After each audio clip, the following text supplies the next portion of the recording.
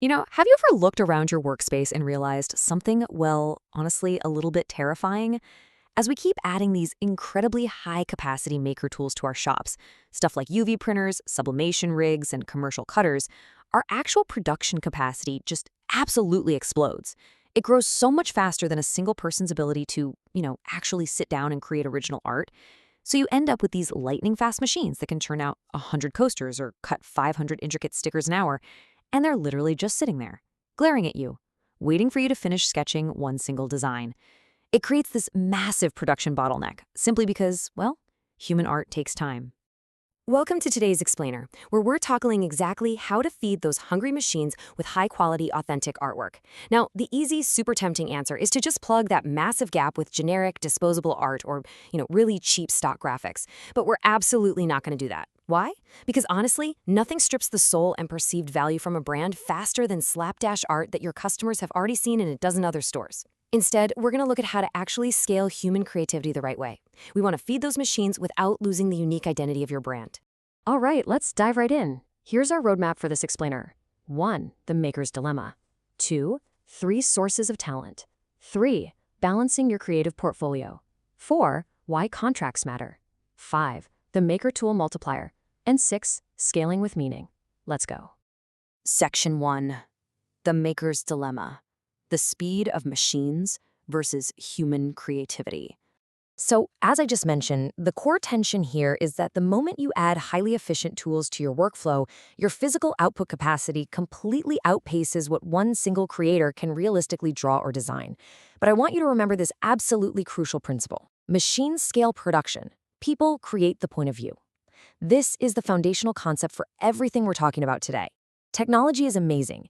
It's there to brilliantly reproduce and transform human-created work across all sorts of physical products. But that original creative source, that initial spark of genius, that has to remain authentic, and the human behind it must be part of the equation. Essentially, your machines are the muscle, but human talent, well, that's the heartbeat. Section 2.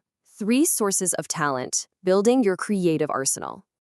To solve this massive production bottleneck, without caving and resorting to generic clip art, we need a really solid strategic system. And this system is built on 3 distinct pillars of human talent. We've got internal talent, licensed artists and designers, and commissioned and contract talent.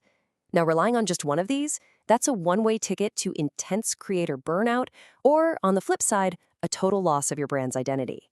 But by intentionally mixing all 3, you can actually scale your human creativity to meet the crazy demands of your equipment, keeping your product line totally fresh and your machines humming along perfectly.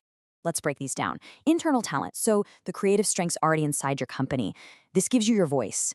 This is your absolute go-to for speed and for maintaining a really consistent house style. Or, say, developing recurring characters that your audience recognizes right away. But listen, one artist shouldn't be forced to somehow become 10 different artists. That is just a recipe for total exhaustion. And that is exactly where licensed talent comes in. Licensing is a real game changer.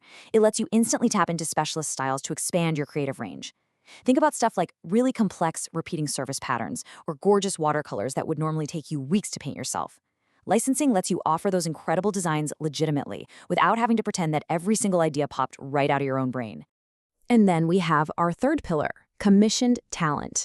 Commissioning human artists is exactly what you need to fill those strategic gaps. Picture this. You're launching a totally exclusive collection with original characters tailored specifically for your audience. Or maybe you're bringing in a specialist to sculpt custom 3D models for a highly anticipated, event-specific release. You are hiring an expert to create something that becomes 100% yours. Sure, it takes a little more time up front compared to licensing, but it results in highly unique, brand-specific artwork that literally nobody else in the market will ever have. Moving on to Section 3, balancing your creative portfolio, avoiding the extremes. So it's definitely not enough to just know these 3 sources exist. You have to actively manage them. I want you to think of your creative catalog exactly like an investment portfolio. It requires careful diversification. A healthy balanced assortment might look something like a 40-40-20 split. So that's 40% internal originals to build up your core identity and your long-term intellectual property. Then another 40% licensed talent to add massive variety, jump on trends quickly, and drive faster growth. And finally, 20% commissioned work to fill those really high-value strategic gaps. Now, obviously, these exact percentages will naturally shift around over time, but the main goal here is to avoid the two massive extremes. You really shouldn't try to draw absolutely everything yourself because you're going to burn out, but you also shouldn't just buy absolutely everything or you just become a faceless storefront with zero unique identity. It's all about balance. Section 4. Why contracts matter. Protecting the human source. Okay, real talk for a second. Simply paying someone for a piece of artwork does not magically mean you own the rights to slap it on every single mug, t-shirt, and sign in the known universe forever. You absolutely need to lock down 3 vital categories in every single agreement. First up, rights. Do you actually have commercial use permission? Exactly which products are allowed? And hey, are you even allowed to modify the art? Next, terms. Is this exclusive to you? What's the geographic territory? And what is the exact duration of this license? And finally, financials. Are you paying a flat fee up front, or is it an ongoing royalty? What happens to your leftover inventory when the agreement finally ends? You've got to get all of this in writing. Trust me, the absolute last thing you want is a wildly successful, money-making product getting totally derailed by a sudden, terrifying cease and desist letter. Section 5. The Maker Tool Multiplier. Leverage your machines responsibly. All right, now that we've legally and ethically secured our art, we can finally let the machines do their thing. Let's look at the real-world life cycle of a single asset. In week 1, the artwork originates from a human mind, whether that's internal, licensed, or commissioned. By week 2, the clear license rights and contracts are fully secured. In week 3, your maker tools are fully engaged to physically transform that art. Week 4, that's when you build out a really intentional product assortment based on that one design. And by week 5, it enters your merchandising story and starts generating actual sales. It's just an incredibly clean, responsible, and highly efficient pipeline, taking human creativity directly out into the physical world. And honestly, the leverage this creates is just incredible. One strong, human-created illustration doesn't just become one single item. It gets responsibly multiplied. It becomes a gorgeous UV-printed sign, a matching acrylic keychain, a laser-engraved tumbler design, high-quality stickers, magnets, and even the coordinated custom packaging. Instead of desperately trying to invent a brand new drawing for every single Blink product you have lying around in your shop, you're creating a massive, highly profitable ecosystem out of one really great idea. You aren't just randomly slapping art on everything simply because the machine can do it. You are building an intentional, coordinated product line that fits your specific brand vibe perfectly. Section 6. Scaling with Meaning, the Final Formula. So let's pull this all together and synthesize everything we've covered in this explainer into one core formula. Internal talent, plus licensed creators, plus commissioned art bound by clear contracts and seamlessly multiplied by your maker tech. All of that equals a deeply scalable, highly authentic business.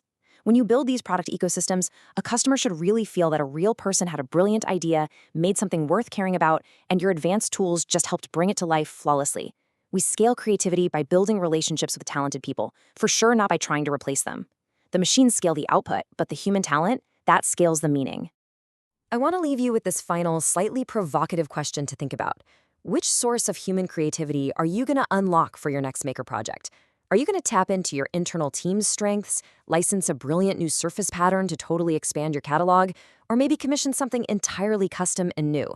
You've got the framework now to feed those machines responsibly, safely, and profitably, all without losing your soul in the process. So go out there and bring some authentic, meaningful ideas into the physical world. Thanks so much for hanging out with me on this explainer, and I'll catch you next time.